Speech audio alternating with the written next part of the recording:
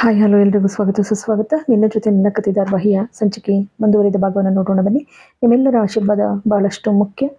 Please subscribe ಮಾಡಿ, share ಮಾಡಿ, ಒಂದು ಲೈಕ್ ಕೊಡಿ, ಬೆಲ್ ಐಕನ್ ಬಟನ್ ಒತ್ತಿ ಮರಿಬೇಡಿ. ನಿಮ್ಮೆಲ್ಲರ ಆಶೀರ್ವಾದ ಹೀಗೆ ಇರಲಿ. ಈ ಕಡೆ ಸಂಗೀತ ಎಷ್ಟೋ ಹೇಳ್ತಾಳೆ, ಫೋನಲ್ಲಿ ಹೇಳ್ಬಾರ್ದೇನಮ್ಮ ನೀನು ಅಂತ ಹೇಳಿ. ಮತ್ತು ಬೇಡ ಹೋಗಿ ಊಟ ಮಾಡೋಗಿ, ನೀವು ಜಾಸ್ತಿ ಆಯಾಸ ಆಗಿದ್ದೀರಾ ಅಂತ ಹೇಳಿದಾಗ ಎಂಥ ದೊಡ್ಡ ಗುಣ ನಮ್ಮ ನಿಂದು. ತಂದೆ ತಾಯಿಗಳು ಒಳ್ಳೆ ಸಂಸ್ಕಾರ ಒಳ್ಳೆ ಗುಣನ ಕಲಿಸ್ಲಿಕ್ಕೆ ಸಾಧ್ಯ ಅಂತ ತಂದೆ ತಾಯಿಗಳಿಗೆ ಹುಟ್ಟಿರೋ ಮಗಳಮ್ಮ ನೀನು ಅಂತೇಳಿ ಒಳಕ್ಕೆ ಹೋಗ್ತಾರೆ. ಈ ಕಡೆ ಇವಳು ಜೋರು ಮಳೆ ಗುಡುಗು ಸಿಡ್ಲೆಲ್ಲ ಬರೋಕ್ಕೆ ಶುರುವಾಗ್ತದೆ. ಭೂಮಿ ಅಪ್ಪ ಅಂತ ಕೂಗ್ಕೊಳ್ತಿದ್ದಾಗೇನೆ ಶ್ರವಣಿಗೆ ಎದೆನಲ್ಲಿ ಚುಚ್ಚದಂಗೆ ಆಗ್ತದೆ. ಭಾಳ ಯಾತನೆ ಪಡ್ತಾನೆ. ಇಲ್ಲೇ ನನ್ನ ಮಗಳು ಮನಸ್ವಿ ಕೂಗ್ತಾ ಇದ್ದಾಳೆ ಅನ್ನೋ ಅಷ್ಟು ನೋವನ್ನು ಪಡ್ತಾನೆ. ನೋವು ಪಟ್ಕೊಂಡು ಹೊರಗೆ ಬರಲಿಕ್ಕೆ ಬರ್ತಾನೆ.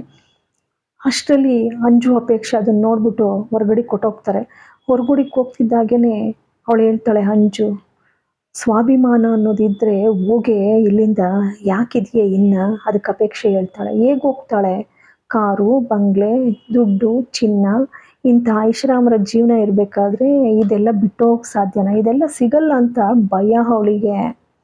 ಅದಕ್ಕೆ ಅಂಜು ಹೇಳ್ತಾಳೆ, ಇಲ್ಲೇ ಇದ್ದು ನಾಯಿ ಥರ ಅನ್ನಿಸ್ಕೊಂಡು ನಿಂತ್ಕೋಬೇಡ್ವೆ. ಇಂಥ ಮಂಡ್ಯ ಮಣ್ಣಲ್ಲಿ ಹುಟ್ಟಿ ಸ್ವಾಭಿಮಾನ ಇಲ್ವೇನೆ ನಿನಗೆ? ಹೋಗೆ. ಅದು ಭೂಮಿ ಹೇಳ್ತಾಳೆ, ನಾನು ಮಂಡ್ಯ ಮಣ್ಣಲ್ಲಿ ಹುಟ್ಟಿರೋದ್ರಿಂದಾನೇ ಕಣೆ ಇನ್ನೂ ಇಲ್ಲೇ ಇದ್ದೀನಿ. ಫಾರಿನ್ನಲ್ಲೇನಾದರೂ ಹುಟ್ಟಿದರೆ ಇಷ್ಟೊತ್ತಿಗೆ ಹೋಗ್ತಾ ಇದ್ದೀನೋ, ಲಂಡನ್ನಲ್ಲೋ ಎಲ್ಲಾದರೂ ಹುಟ್ಟಿದರೆ. ಆದರೆ ಈ ಮಂಡ್ಯ ಮಣ್ಣು ಮಾತನಾಡೋದನ್ನು ಕಲಿಸಿದೆ, ನಿಲ್ಲುವುದನ್ನು ಕಲಿಸ್ಕೊಟ್ಟಿದೆ. ಜೊತೆಗೆ ದುಷ್ಟರನ್ನು ಸಂಹಾರ ಮಾಡೋ ಅಂಥ ತಾಯಿ ಚಾಮುಂಡಿ ಈ ಎದೆನಲ್ಲೇ ಇದ್ದಾಳೆ. ರಂಗನಾಥನ ಪಾದ ಬಿಟ್ಟೋಗಲ್ಲ ಅನ್ನೋ ಲಕ್ಷ್ಮಿನೂ ಕೂಡ ಇಲ್ಲೇ ಇದ್ದಾಳೆ. ಕಾವೇರಿಗೆ ಅಣೆಕಟ್ಟು ಕಟ್ಟಿ ಮುಂದೆ ಹರಿಯೋದನ್ನು ತಡೆದ ಹಾಗೆ ಈ ತಾಳಿ ಕಟ್ಟಿರೋಂಥ ಗಂಡನ ಮಾತು ಈ ಭೂಮಿನ ತಡೆದು ನಿಲ್ಲಿಸಿದೆ. ಅವ್ರು ಬರೋವರೆಗೂ ಕೂಡ ನಾನು ಎಲ್ಲೂ ಹೋಗಲ್ಲ. ಅವನು ಬಂದು ನಿನ್ನನ್ನು ತಡಿತಾನೆ ಅನ್ನೋ ಭ್ರಮೆ ನಿನಗೆ. ಅದಕ್ಕೆ ಹೇಳ್ತಾಳೆ, ಭ್ರಮೆ ಅಲ್ಲ, ಆಸೆ, ನಂಬಿಕೆ. ಹಗ್ಗ ಕಟ್ಟಿ ಉಯ್ಯಾಲೆ ಹಾಡೋದು, ಲಂಗ ಮೇಲೆ ಕಟ್ಟಿ ಕುಂಟೆ ಬಿಲ್ಲೆ ಹಾಡೋದು, ತಂಗ್ಳನ್ನ ಮೃಷ್ಟಾನ್ನ ಅನ್ನೋವಂಥ ಜನ ನಾವು. ಅಂಥದ್ರಲ್ಲಿ ಗಂಡ ಮನೆ ಮಾನ ಮರ್ಯಾದೆ ಅಂತ ಬಾಳ್ತಿದ್ದೀವಿ ಗೌರವಯುತವಾಗಿ. ನಿಮ್ಮಂಥವರು ಫಾರಿನ್ಗೆ ಹೋಗಿ ಕಂತೆ ಪುಸ್ತಕ ಓದಿ ಹಣ ಸಂಪಾದನೆ ಮಾಡಿ ಲಕ್ಷ ಹಣ ಸಂಪಾದನೆ ಮಾಡಿ ಓದ್ಕೊಳ್ತಿರೋ ಬುದ್ಧಿವಂತರು ಇರೋ ಇಂಥ ಲಕ್ಷ ಜನ ನೋಡಿರೋ ಅಂಥ ನೀವುಗಳು ಇಂಥ ಕೆಟ್ಟ ಕೆಲಸ ಮಾಡ್ತೀರಾ? ಇನ್ನೊಬ್ರು ಜೀವನನ ಹಾಳು ಮಾಡಿ ಯಾಕೆ ನಾಟಕ ಆಡ್ತಿರ್ರಿ ಅಂತ ಅಂದಾಗ ಅದಕ್ಕೆ ಅಪೇಕ್ಷೆ ಹೇಳ್ತಾಳೆ, ಅಯ್ಯೋ ಇವಳೆಲ್ಲ ಹೋಗ್ತಾಳೆ, ಹೋಗಲ್ಲ ಕಣೆ. ಅದಕ್ಕೆ ಭೂಮಿ ಮತ್ತೆ ಹೇಳ್ತಾಳೆ, ಕಟ್ಕೊಂಡು ಗಂಡನ್ನ ಇಲ್ಲಿ ಬಿಟ್ಟು ಹೋಗೋ ಅಂಥದ್ದು ಅವನು ಎಂಥವನೇ ಆಗಿರಲಿ, ಕುಂಟನಾಗಲಿ ಕುರುಡನಾಗಲಿ ಅವನೇ ನನ್ನ ಗಂಡ ಅಂತ ಬಾಳ್ತೀವಿ. ಇನ್ನೊಬ್ರು ಗಂಡನ ಕಸಿದ್ಕೊಳ್ಳೋ ಅಂತ ಕೆಟ್ಟ ಆಸೆ ಇರೋ ಜನ ನಾವಲ್ಲ. ನಿನಗೆ ಯಾಕೆ ಇಂಥ ಬುದ್ಧಿ? ಕಟ್ಕೊಂಡಿರೋ ಅಂಥ ಗಂಡನ್ನ ಕಸಿದ್ಕೊಳ್ಳೋ ಅಂಥ ಕೆಟ್ಟ ಬುದ್ಧಿ? ನಾವು ಸ್ವಾಭಿಮಾನ ಮಾನ ಮರ್ಯಾದೆ ಇಟ್ಕೊಂಡು ನಾವು ಬದುಕ್ತೀವಿ. ಮಳೆ ಗಾಳಿ ಅನ್ನೋದನ್ನು ಲೆಕ್ಸದೆ ಮನೆ ಇದ್ದರೂ ಗಂಡನ ಮನೆ ಅರಮನೆ ಅಂತ ಇದ್ದರೂ ಕೂಡ ಈ ಮಳೆನಲ್ಲಿ ನಿಂತಿದ್ರು ಕೂಡ ಗಂಡನಿಗೆ ಕಾಯ್ತಾ ಇದ್ದೀನಿ ಅಂತ ಹೇಳ್ತಾಳೆ.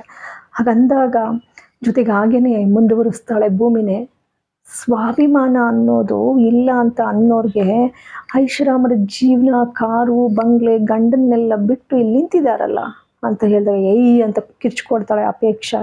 ಏಯ್ ಮಾತಾಡಬೇಡ ನೀನು ಅಂತ ಹೇಳ್ತಾಳೆ.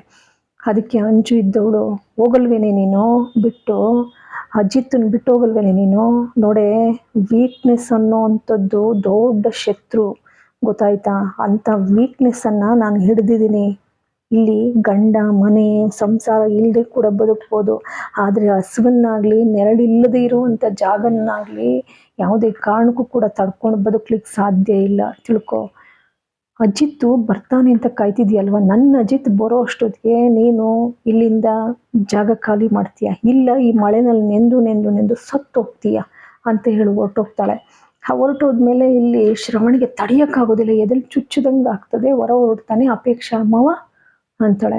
ಇವಳು ಅಂಜು, ದೊಡ್ಡಪ್ಪ ಎಲ್ಲಿಗೆ?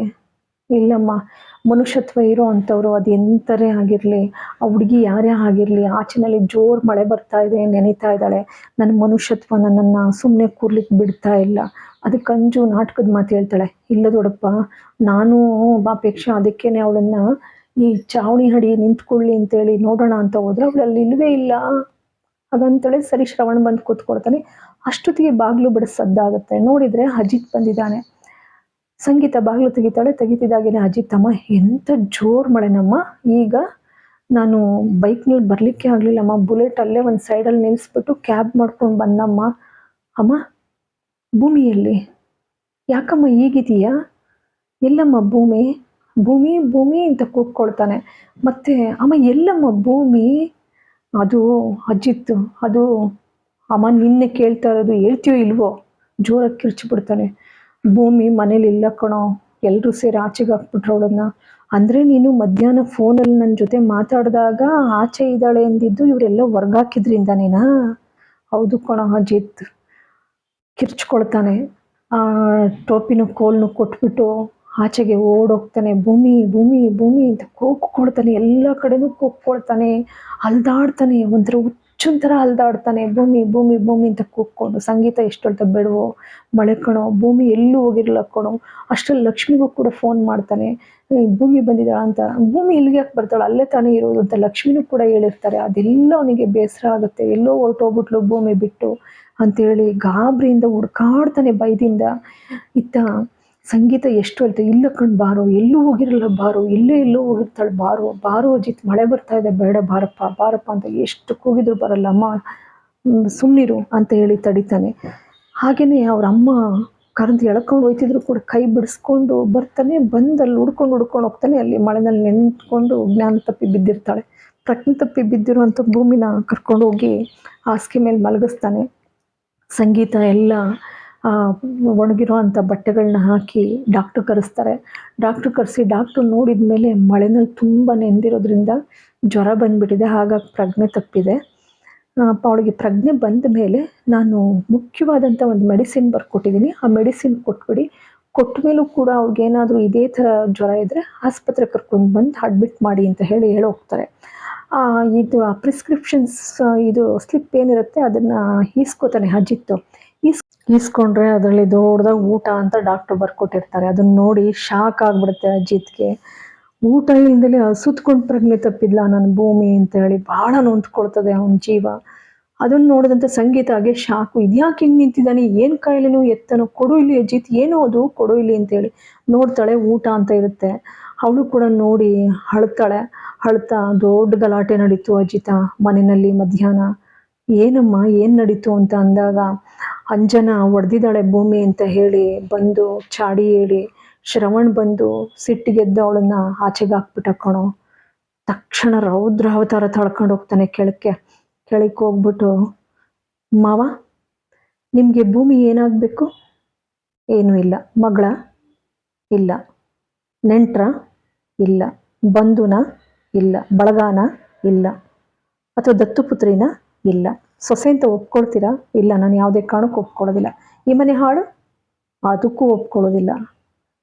ಮತ್ತು ಏನು ಸಂಬಂಧ ಅಂತ ಹೇಳಿ ಆ ಬಡಪಾಯಿ ಭೂಮಿನ ಈ ಮನೆಯಿಂದ ಹೊರ ಹಾಕೋ ಅಧಿಕಾರ ಕೊಟ್ಟವ್ರು ಯಾರು ನಿಮಗೆ? ಏನಿದೆ ಅಧಿಕಾರ ನಿಮಗೆ ಹೊರ ಹಾಕ್ಲಿಕ್ಕೆ? ಏನು ಸಂಬಂಧ ಇಲ್ಲ ಅಂದಮೇಲೆ ಅದು ಹೇಗೆ ಹೊರ ಹಾಕಿದ್ರಿ ನೀವು ಅಂತ ಹೇಳಿ ಕೇಳ್ತಾನೆ.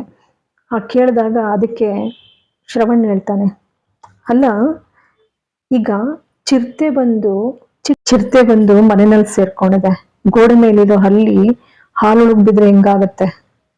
ಅದೆಲ್ಲ ಇರಲಿ, ಜೊತೆಗೆ ಇಲ್ಲಿ ಹುಚ್ಚನಾಯಿ ಬಂದು ಅಂಗಡದಲ್ಲಿ ಸೇರ್ಕೊಂಡ್ರೆ ಏನ್ ಮಾಡ್ತೀಯ?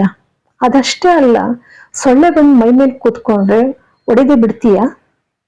ನಾನು ಒಡಿಲಿಲ್ಲ, ಓಡಿಸಿದ್ದೀನಿ ಅಷ್ಟೇ. ಹಾಗಂತಿದ್ದಾಗೇನೆ ಮಾವ ಚಿರ್ತೇನೋ ಅನ್ನೋಂಥದ್ದು ಬರೀ ಮೈ ಮೇಲೆ ಬಣ್ಣ ಬಳ್ಕೊಂಡ ತಕ್ಷಣ ಗೊತ್ತಾಗೋದಿಲ್ಲ, ಗೊತ್ತಾಯ್ತಾ? ಯಾವ ಚಿಟ್ಟೆ ಯಾವ ಚಿರತೆ ಅಂತ ಹೇಳಿ ಕಂಡಿಡಿತೀನಿ ನಾನು, ಬಿಡೋದಿಲ್ಲ, ನೋಡ್ತಾ ಇರಿ. ಅಲ್ಲಪ್ಪ ನಾವೇನು ಅಂಥದ್ದು ಮಾಡಿಲ್ಲ ಅಂತೇಳಿ ದೇವಿಯಾನಿ ಹೇಳ್ತಾಳೆ. ನಾನು ಯಾವುದನ್ನು ಅಷ್ಟು ಸುಲಭವಾಗಿ ನಂಬೋನಲ್ಲ.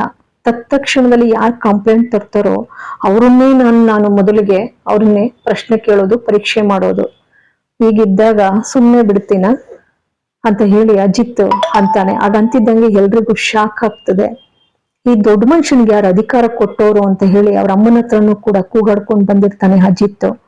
ಇಲ್ಲಿಗೆ ಈ ಒಂದು ಸಂಚಿಕೆ, ಇವತ್ತಿನ ಈ ಸಂಚಿಕೆ ಮುಕ್ತಾಯವಾಗ್ತದೆ. ನಿಮ್ಮೆಲ್ಲರ ಆಶೀರ್ವಾದ ಬಹಳಷ್ಟು ಮುಖ್ಯ. ಸಬ್ಸ್ಕ್ರೈಬ್ ಮಾಡಿ, ಶೇರ್ ಮಾಡಿ, ಲೈಕ್ ಕೊಡಿ, ಬೆಲ್ ಐಕನ್ ಬಟನ್ ಒತ್ತೋದನ್ನ ಮರಿಬೇಡಿ. ನಿಮ್ಮೆಲ್ಲರ ಆಶೀರ್ವಾದ ಹೀಗೆ ಇರಲಿ. ಎಲ್ಲರಿಗೂ ಕೂಡ ಮತ್ತೊಮ್ಮೆ ಮಗದೊಮ್ಮೆ ಅನಂತ ಧನ್ಯವಾದಗಳು.